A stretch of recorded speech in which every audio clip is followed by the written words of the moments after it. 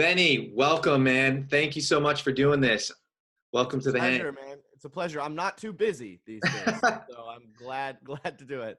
Well, we're the kind of people we make ourselves busy. So That's right. that, and then we'll get into that. But I appreciate you for taking the time because I know you're working on a lot of things right now. Even with for those who don't know, this is Benny Benack, coming BB Jazz 3, as he's known on the interwebs.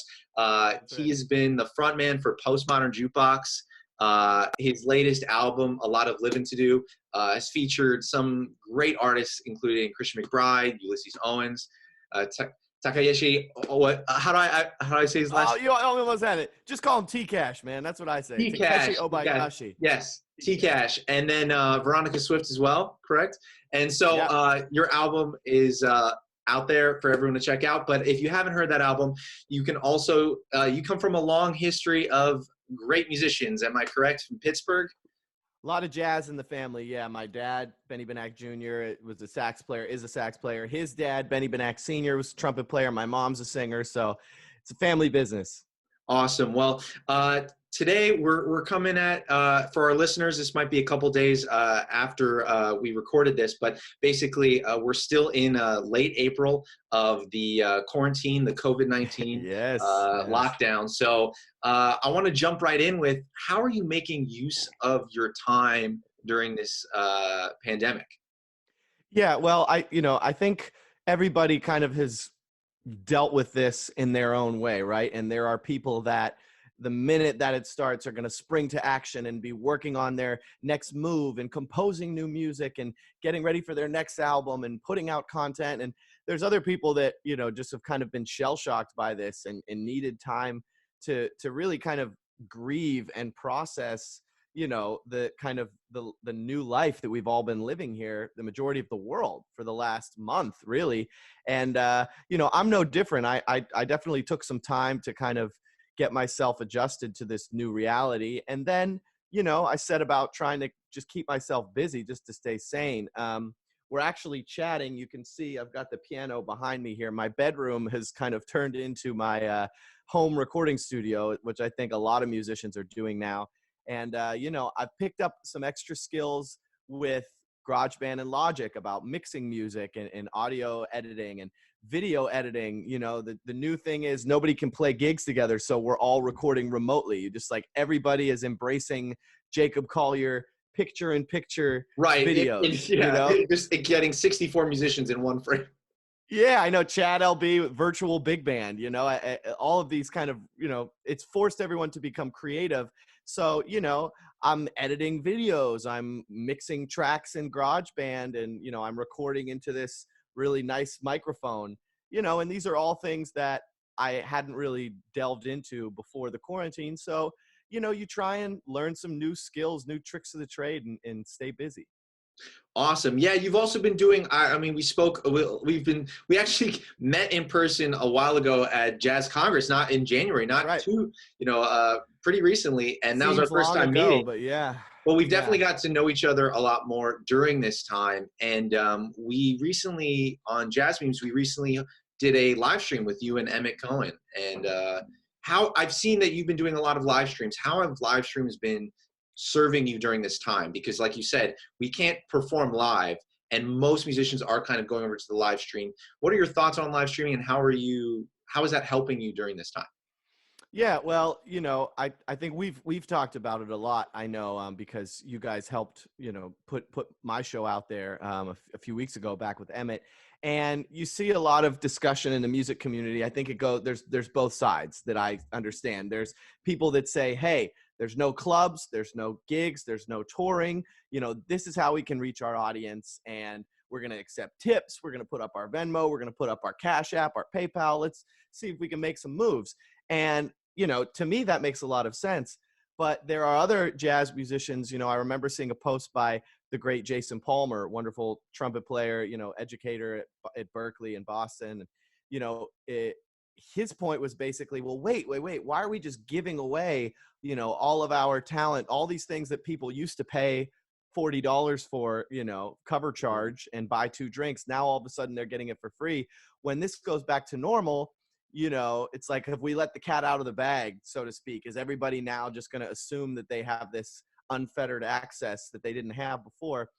And so, I've tried to be a little bit judicious about it. I don't just hit the record button and just chronicle my life, the entire time.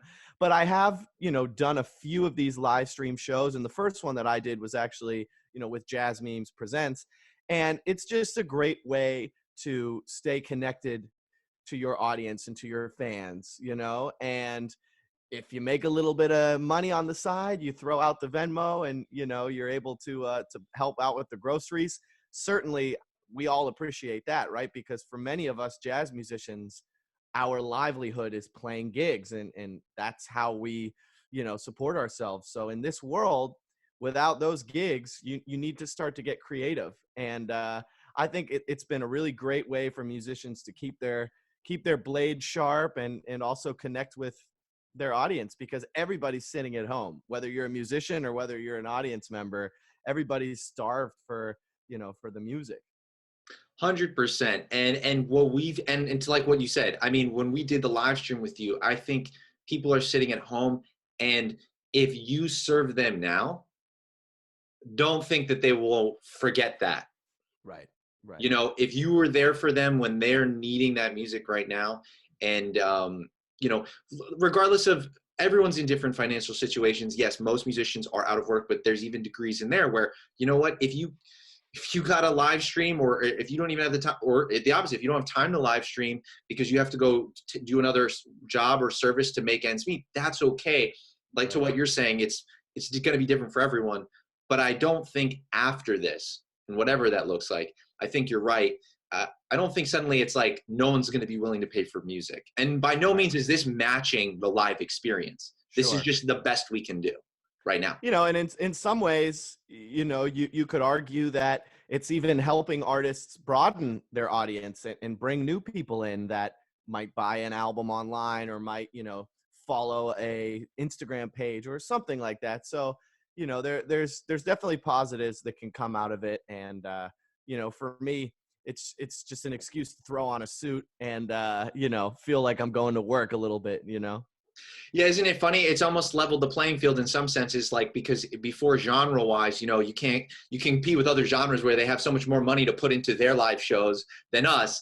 And now it doesn't matter whether you're the top pop star or or any level financially of what you can do with the live show. We're all just on a screen and in our bedroom. So, and the playing field has been leveled in some sense on that. Oh yeah, I mean, it's so funny to see which people clearly, paid attention in their audiovisual workshop and which people didn't, because you have, super notable people, famous musicians that live stream, and it's just like the other end of a phone, and it's a grainy video and you can't hear anything.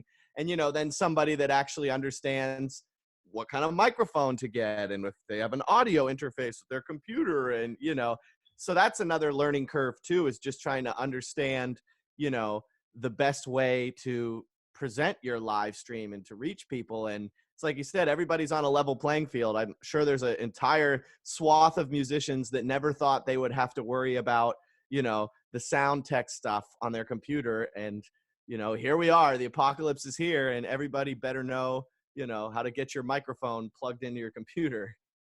Right. What I would say is that that's one of the things I noticed about when you did the live stream with us, and same with Emmett, you really brought a level of treating the live streams the best you could as a live experience, dressing up, making sure that the audio quality is good, doing tests beforehand, engaging with the audience. I mean, really the things that doesn't matter whether we're online or in person, but really matter now. So I would say, like, that is definitely for the musicians that are watching this, some simple things they can do is just really try and treat the live stream as best you can, and do the extra details to take it to the next level. Yeah, anytime you're presenting yourself in front of an audience, whether it's through a screen or it's in person, that's an opportunity for you to kind of display, I hate to use the term, display your brand, which is, obnoxious, admittedly. But, the point being, you get to show people what you're all about. And, if when I am presenting a concert, people have come to, appreciate that I have a certain aesthetic, I don't want to mix that. I don't want to come out and do a concert in a robe if they're used to seeing me, with a pocket square. But, podcast interviews in a robe, that's Oh, totally I mean, I requested that you be in a okay. robe for my comfortable Good. sake. That's what it's just so silky. I saw it on one of your other live streams and I was like, please, robe is the way to Yeah. go. Yeah. This is the work outfit for now. Yeah. Well, on top of live streaming, on top of filling out grants, this is a great time for many musicians to get into, just honing their skills and working on things they haven't in a while. And we had asked our audience before this some questions for you, and one of them included practice routine. And I'm sure this is something you've probably been asked before, but it's more interesting now because, you were touring like crazy. You were one of the hardest working musicians I knew, as far as just touring and shows night after night in New York. Now, how has your practice routine shifted, and what are you working on during this time? Yeah, well, I mean, that's probably one of the silver linings about this whole thing is that, I've talked to a lot of these musicians that, the advice that I got when I was in college and in high school, where older musicians said, you should be practicing now because you're going to get to a point where you're going to wish you had that time. And I'm telling you, you're going to be really working. You're not going to be able to shed like you used to. And, it's totally true because when you're a professional, when you're touring, when you're running around from gig to gig, you just don't have night after night or afternoon after afternoon of free time to just hone your craft.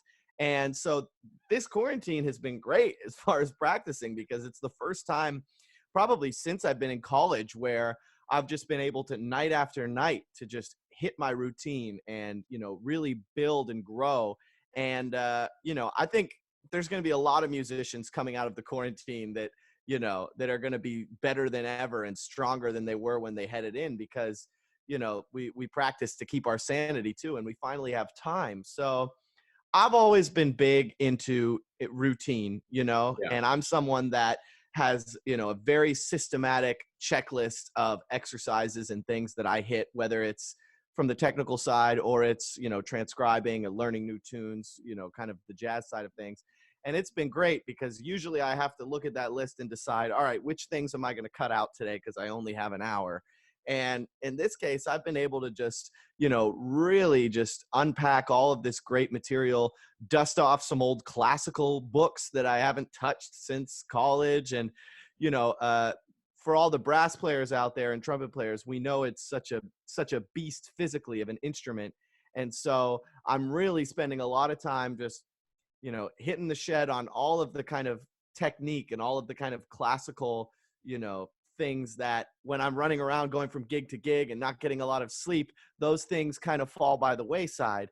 And, it's just like practicing your kind of your technical routine is just like taking your vitamins, it's like having a big glass of orange juice to start your day. It's, like eating a piece of fruit. It's like, it just gets your whole body, your whole mind, everything is really synced up. You're really feeling good.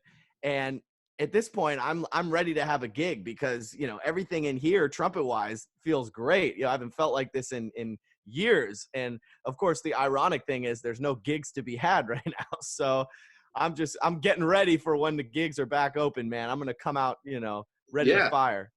Well, so let's get into that because I think our audience really would like to know, like, I mean, especially in your case, because you're a multi-instrumentalist. You play trumpet, you sing, you play keys great. I mean, like, you know what I'm saying? So I've seen you on all of them, and it's fantastic. And so when it comes to practice routine, I mean, let's just be specific because obviously there's a lot of areas, but I think one of the ones that's really you could speak to is learning tunes. How do you think about when you want to really ingest a new tune? Because in your case, you probably are incorporating other things like lyrics and so forth that many musicians should. How do you systematically tackle and memorize and really keep that tune, ingrained in you? Yeah, so I really try when I'm trying to learn tunes, I try and hit it from every angle, right? Because there's the school of people that will say, learn tunes by ear and find recordings and interpret based off that. There's other people that will find the lead sheet, make sure that all of the, that they learn the melody the exact correct way it's written out. They want to learn the original chords, and for me, I always combine it. So On my computer, I have all of the Aebersold PDFs. I have all the real book PDFs. I want to learn a new tune. For example, I'm getting ready to do another quarantine concert with Emmett Cohen. We've been co-quarantining. He lives right down the street, literally my next door neighbor.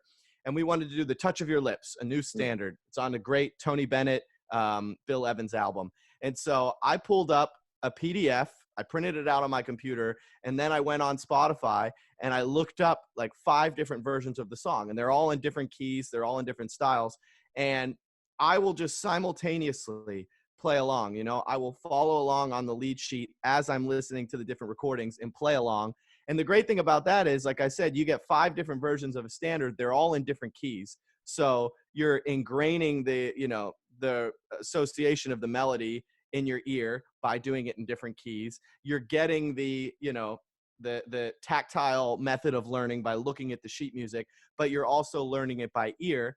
And, sometimes I'll say, oh, wait, well, the sheet music says this is the melody, but the way Bill Evans and Tony Bennett interpreted it was like this. Which one's right? Then you cross-reference it with another version. And, especially for lyrics, I will even utilize the technique. For me, it was the great Johnny O'Neill, New York, speaking of multi-instrumentalist, multi-talent singer, pianist.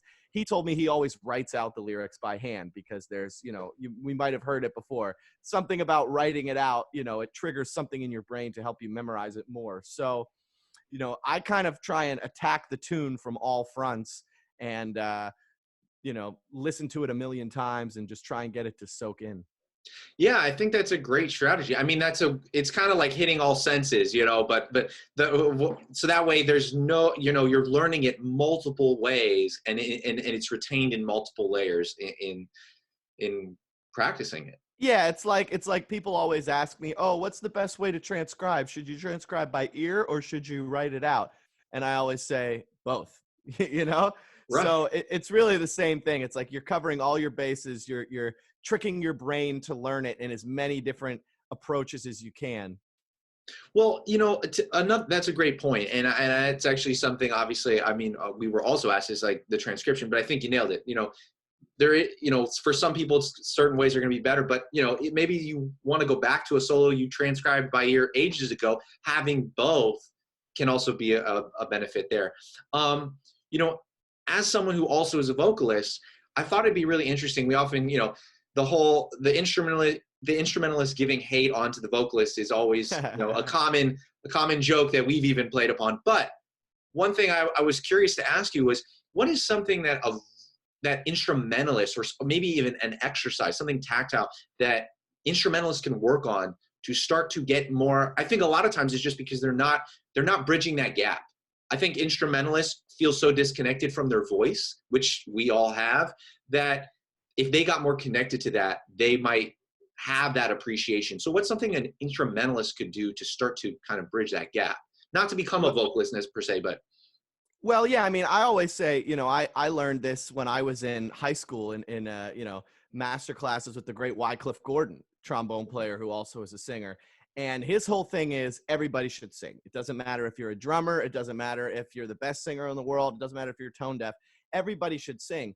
And it's not because everybody should be standing, downstage center with a spotlight singing, Lullaby of Birdland. It's not about that. It strengthens your ear so much. And, if you can hear something and you can sing it in your head, you're only going to have that relationship that much stronger on your horn. So, I mean, it sounds silly, but the old adage of if you don't use it, you'll lose it. It really is true. And so the first step that I tell people is you should just sing every day, whether or not, like we said, you don't have to be, God's greatest singer or have some amazing voice, but just so you're doing it every day, it's an instrument, it's just like whatever your axe is that you practice for hours and hours every day. If you want to be competent at something, you can't expect to do it without hitting it and being consistent about it. So that's the first thing, sing along every day. And, for me, it became a fun thing on how to challenge myself, with just singing different intervals and singing different pitches. And, I'm a trumpet player, so I sing along,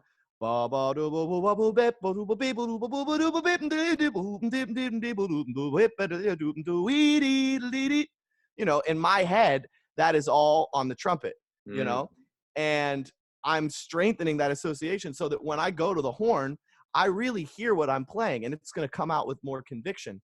So one little thing that I like to do to challenge myself if I'm sitting by the piano that I have behind me is, you know, just little ear training games. You know, I'll plop down, I'll play a middle C, and then I'll say, all right, you know, sing a tritone away from this. And then I'll check it on the piano and I'll say, okay, that was a little off. Let me try and test myself again. Here's F. Let me sing an F major 7 arpeggio and see how close I can get. And I'm like pounding the key on the piano. Okay.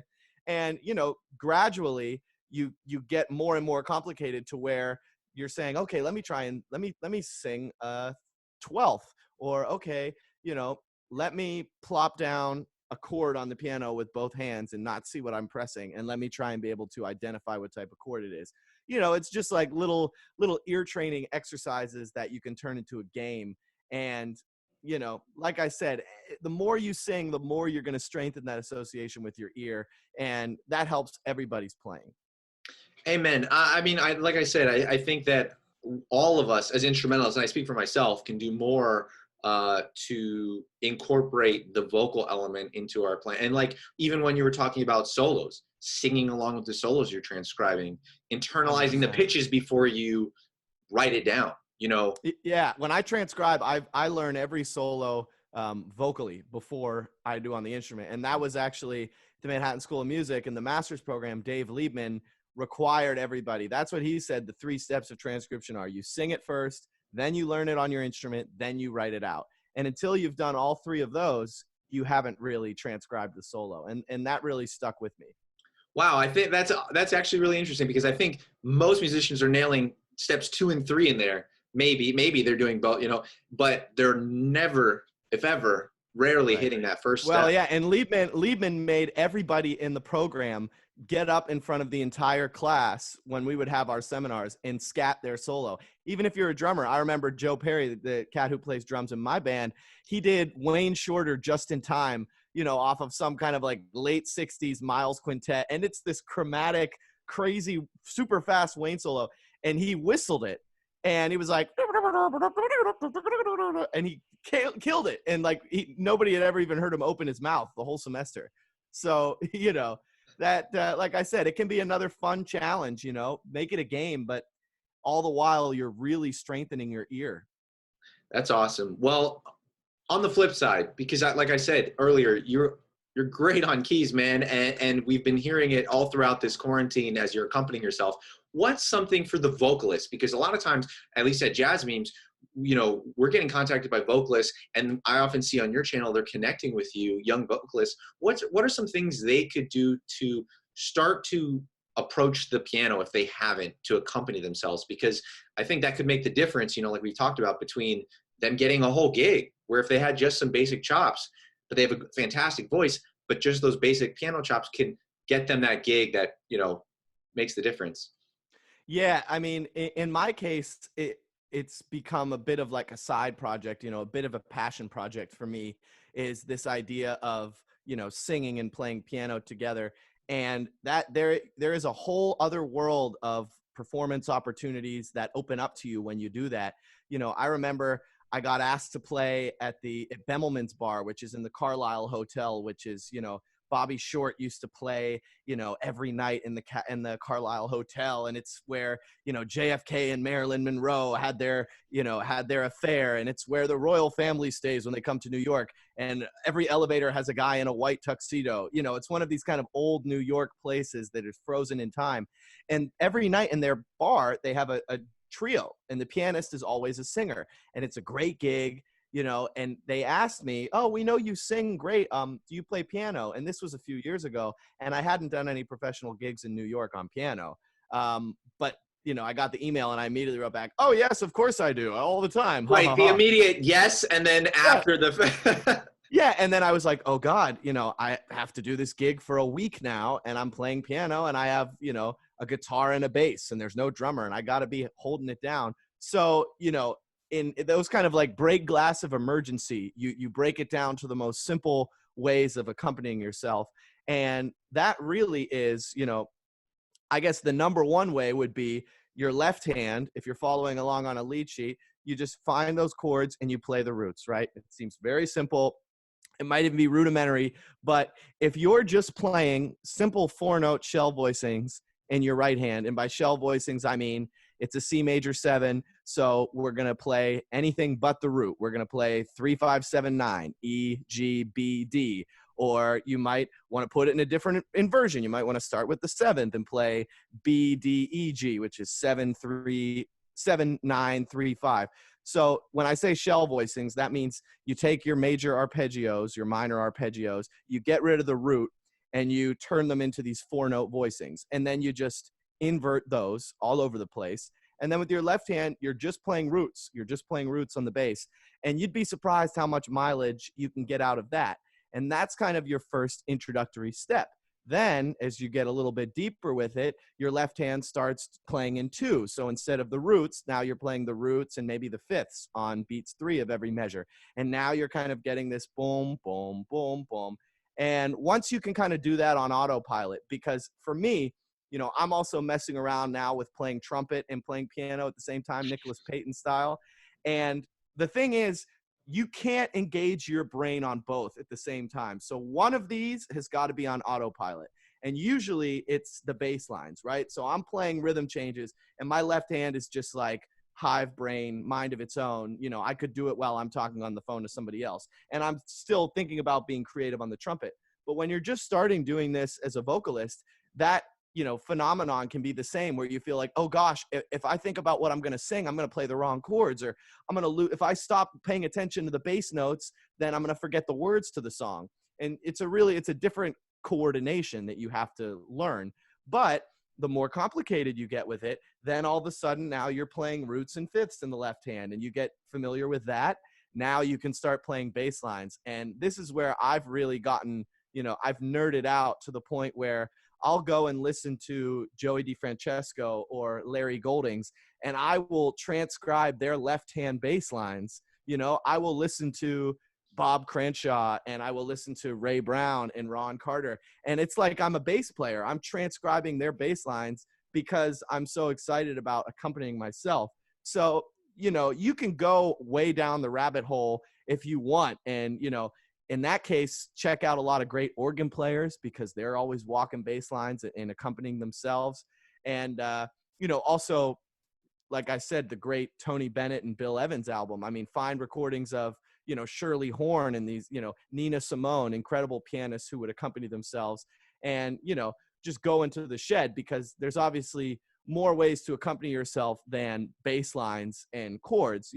You can also be playing really open, full voicings with 2 hands. But, if you're not, Liberace or Ahmad Jamal or, Meldau or some incredible pianist, maybe you're not quite ready for, open 3-octave spanning 10-note chords, which is totally fine.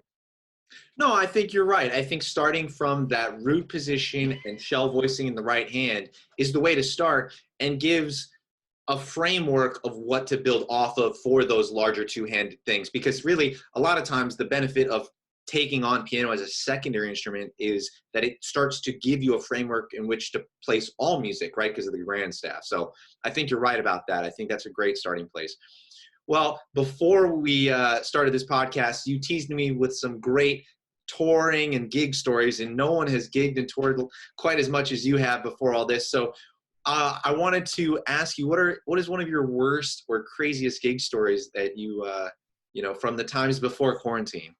Well, I mean, yeah. So everybody has context. We were saying, Kevin was like, well, what's maybe something that you want to talk about, maybe that we haven't covered, on every other podcast and interview that we're all You're so prolific. I wanted to make sure we got an exclusive here. Well, I said to myself, I was like, well, how about we talk about road life and touring and some of these adventures, like selfishly, because that's what I look out my window and I'm wistfully thinking back on the days that I used to travel. And it's like, all right, maybe if I talk about touring and some of these experiences, I'll like get to relive it because I'm just stuck inside right now. So of course, we hope to be back out there hitting the pavement and doing all these things soon. But, you know, that's been one of the most rewarding things for me, as my career has started here, is just being able to see the world and check off all of these countries off of my, you know, list of places that I've wanted to visit. And, you know, it's really funny because I did this world tour with Postmodern Jukebox last fall, and I was having a conversation with one of the guys that had been in the band a little bit longer than I have. And he was basically remarking, we were in Doha in Qatar, and we were staying in, you know, the St. Regis Hotel in Doha. And it was a huge buffet, basically like 40 chefs just standing there with their hands behind their back on call, and whatever cuisine of the world you wanted, some chef would go run off and make it. And then there was like, you know, 8 giant tables of stations of every food you could imagine in the world. And it was all free because we were performing at the hotel, the St. Regis in Doha. And, you know, we're sitting there with these huge lobster claws and, you know, prime rib, filet mignon, and, you know, sushi handmade and all this stuff. And we're just like looking around at, you know, the clientele that are probably spending $10,000 a night to stay in this hotel. And we're just kind of looking at each other, shaking our heads, just being like, you know, as a musician, it's so interesting because you get the curtain peeled back. You know, sometimes you play a wedding for these, you know, 1%ers, or you find yourself in a, you know, in a conference hall, and you get to just see what that insane life is like, and you get to be a fly on the wall for that, and you get to live it. You know, I got to stay in this hotel, and my bathtub was made out of solid gold. You know, it's like just really, really surreal. And then, you know, you do that and you come home from the tour, and the next day you're playing in the corner of a restaurant for $50 and somebody tells you you're playing too loud, you know? So you get humbled really quickly by the music as well. But, you know, not all tours are created equal, and you're not always, like I said, you know, you're not always taking a bath in a gold-plated bathroom in Doha, Qatar. Sometimes it is, you know, a little bit more harrowing than that. And I talk about my, you know, my train to Hogwarts, so to speak. I was doing a tour last December, or 2 Decembers ago, I guess. And I was in Ukraine, Belarus, Poland, and Russia. And it was a jazz festival in like 12 different cities around these countries. And it was, of course, a huge snowstorm hit. So all of the little jumper planes that everyone was supposed to take from gig to gig all got canceled. And the only way you could get to these gigs was by these long train rides. And so, excuse me, I think the longest train ride I ever had to take, we were in, oh geez, where were we? We were in some remote part of Ukraine, and we had to get to some remote part of Belarus or something like that. And basically, we had to take a 25-hour train ride. So, you know, wake up at 4 a.m, have the lobby call, get onto this like old train, you know, where they're like shoving coal into the fire at the hallway to give you some heat, you know. There's no like dining cart on this train. Do that. You get on, it's about noon on Wednesday, and you just close yourself into your tiny little cabin. I was there with Benito Gonzalez, the great pianist. We were in the band together. And you basically live in your little, you know, your little train cabin for 25 hours. You emerge a day later, and it's 1 p.m. on Thursday, the next day. And then you basically have to get right off the train, get into a passenger van, take a 2-hour ride over like bumpy roads, show up to a gig, get right to the sound check. You know, now it's about 5 o'clock. You have a concert at 8. So you do a sound check, you know, you look like this, you haven't even taken a shower. And then you pretty much have to get on stage for, you know, 1,000 people playing in a concert hall in some city in Belarus. And none of those people in the audience know that you just traveled for 28 hours. None of them know you haven't slept. None of them know you didn't take a shower. You just have to get out on stage and, you know, give these people the show that they're expecting of these wonderful musicians from New York City.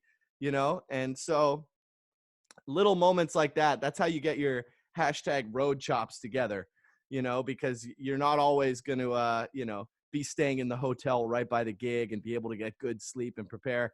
You know, a lot of experience being on the road is just kind of being able to deliver and put on a good show in adverse conditions, no matter how you're feeling. And I think you talk to a lot of musicians that have been traveling and on the road, they'll tell you the first thing you have to get good at is functioning on no sleep. You know, it's definitely true. Yeah, I'd say that, like, I mean, would you say that, that's one of the things I think that isn't talked about enough? I mean, we talk a lot about, like, to be a great musician, you have to get, at least during schooling, it's like, get prepared, learn your material, all this stuff. But the lifestyle itself it's, and then you get out, you start touring, you're like, wait, what? You know? Yeah, there were no master classes in school about you know, how to fold your suit in your suitcase when you only bring one suit for, you know, 2 weeks of gigs, and you know how best to cram it into your suitcase every night so that you're not a wrinkled mess on stage. You know, stuff like that. I almost wish there had been a class at the Manhattan School of Music. I would have added that to the curriculum. You know, road survival skills. Yeah, just, I mean, I know we're making fun of it, but legitimately, like, it can make or break the difference, and those are the real life skills that just aren't talked about. But I mean, you have honestly, you know, obviously you've gotten great at them, and the multitude of experiences that touring brings is part of the joy. You know, it, like you said, it's adverse, but it's part of the joy. Well, I want to be respectful of your time, Benny. I know you have a lot of things going on during this free quarantine time. Yes, cheers to that. I'll cheers you on that. But where can people find you? Where can they interact with you during this time, or anytime online? Where's the best place to reach you? Yeah, so my Instagram is my most active place. You know, that's where I'm checking JazzMemes every day. I'm posting on the story. I'm putting a lot of performance clips, all the videos, little quarantine projects, and that's BB Jazz III. And you know, it's also my Twitter, and I have a Facebook page, Benny Benack Jazz. My website is Benny Benack Jazz. My YouTube channel, excuse me, is also BB Jazz III, and you know, I've been posting some new videos up there. So you know, I make it pretty easy to find me, and you know, I'm really kind of getting into it with the Instagram stories here. I think I'm posting 10 times more than I did in the old days, just to keep myself entertained mostly, you know. But I encourage people are welcome to reach out and you know, message me on Instagram any questions, or shoot me an email. I love interacting and engaging with other folks out there in the jazz community, and that's why it's been so great. You know, linking up with you guys at JazzMemes on a few things lately here, and hopefully we can keep it going. Oh, definitely, Benny. I mean, we really appreciate it. We really appreciate everything you've brought to what we've been trying to do, and we, you know, the musicians that get it, and you really have understood what we're trying to do for the jazz community, and just trying to bridge that gap with artists. But before we go, is there anything you want to say to our audience, or any parting thoughts? I mean, to the community at large. I mean, we want to share this far and wide. So is there anything you want to leave folks with before we sign off? Well, I guess, you know, it would be, I'd be remiss if we didn't kind of tie everything together with a neat bow and bring it back to this crazy kind of world, this quarantine world, for everyone that, you know, listens to this, hopefully a month in the future, or 3 months in the future, a year in the future. We're all kind of looking back on this and saying, gosh, wasn't that a crazy time? But hopefully it's not something that lingers on, and we're able to kind of get back to our normal lives here as jazz musicians, and it's just, you know, a global society. But you know, I guess if there is one thing, I'm sure people are already doing it, but it's been really helpful for me just to be on these Zoom calls, to be on FaceTime, to jump on Skype, to call your friends and talk to your friends. You know, if you're lucky enough to be quarantined, you're at home with family, or maybe you have a pet, or you're in an apartment with your buddies. That's great. For me, I'm quarantining solo in Harlem. I have my own apartment here. So, you know, you do get moments where you miss just being able to talk and hang out with somebody, and you know, call up your buddies. I go for a run every day, and I just go through my phone book and call a different one of my friends, and you know, just stay connected to people. And that way, when you know, things start to go back to normal, you're not like shell shocked again. You know, you've still been social. You've still been a social creature in the ways that we can. So, you know, reach out, hit up your friends, you know, work on some tunes together remotely, maybe make a little, you know, picture in picture video, anything you can do to keep yourself fresh and we're going to get through this. You know, this is not going to last forever. And we'll all hopefully be back out there, you know, playing for each other and hanging out again soon. Amen, man. I mean, to that note, I mean, we've grown closer during this time. So I just have to say that if anything speaks to the power of that, I mean, we've been doing that as well. So I want to thank you again for coming on. Thank you for taking the time. And we will, I'm sure, be working again very shortly. So farewell, Benny. Have a great rest of your day, and I will be seeing you. Thank you so much, man. Anytime. JazzMemes, we love you. Later, dude.